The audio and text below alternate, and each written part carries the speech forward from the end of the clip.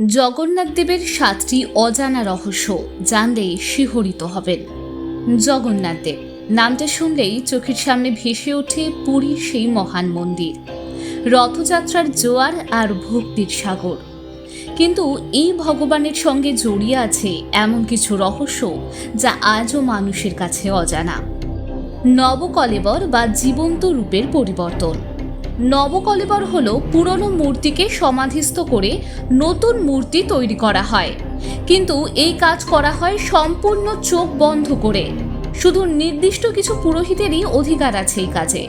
বিশ্বাস করা হয় এই নবকলেবরের সময় যদি কোনো বাইরের ব্যক্তি দেখে ফেলে তাহলে তার মৃত্যু অনিবার্য। সমুদ্রের শব্দ বন্ধ হয়ে যায় মন্দিরের ভিতরে। মন্দিরের গেটের বাইরে কিন্তু আমরা সমুদ্রের গর্জন শুনতে পাই, কিন্তু যদি মন্দিরের ভিতরে প্রবেশ করা হয় তখন কিন্তু সমুদ্রের গর্জন ভেতরে প্রবেশ করে না, সম্পূর্ণ নিস্তব্ধ থাকে। এটা কি ভগবানের কোনো অলৌকিক শক্তি, নাকি এখনো অজানা কোনো বিজ্ঞান? জানা যায়নি এখনো পর্যন্ত কোনো কিছুই। পতাকার বিপরীত দিকের উড়ান। পুরীর মন্দিরের পতাকা কিন্তু সবসময় বাতাসের উল্টো দিকে ওড়ে। বিজ্ঞানীরা ব্যর্থ এই ঘটনার বর্ণনা দিতে। ভক্তদের মধ্যে এটা ভগবানের প্রাণ চিহ্ন। প্রতিদিন একজন সাহসী সেবক 200 ফুট উঁচুতে উঠে পতাকা পরিবর্তন করেন। আমি নিজের চোখে দেখেছি এই ঘটনা, সত্যি ভীষণই রোমাঞ্চকর এক অনুভূতি। সন্ধ্যা আরতির সময় পতাকা পরিবর্তন করা হয়। একসাথে 7টি হাঁড়িতে ভোগ রান্না হয়। আশ্চর্যের বিষয় হলো 7টি হাঁড়ি পরপর একে অপরের ওপর বসানো থাকে।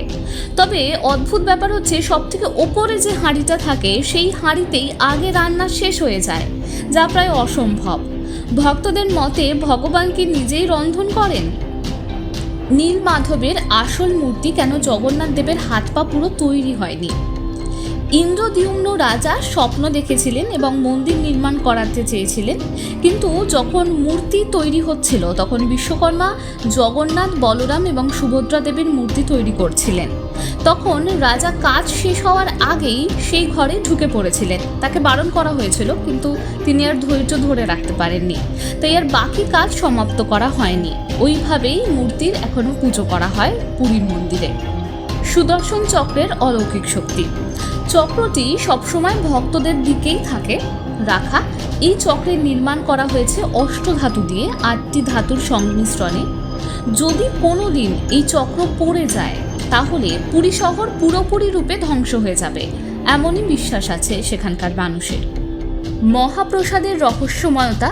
প্রতিদিন লক্ষাধিক মানুষের জন্য প্রসাদ তৈরি হয় পুরীর মন্দিরে, কিন্তু প্রসাদ কখনো কম পড়ে না, আবার কখনো বাড়তিও থাকে না।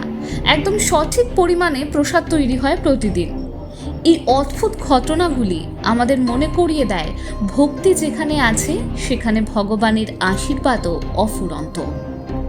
এত সব রহস্যের মাঝে একটাই সত্য, জগন্নাথ দেবের মহিমা অসীম।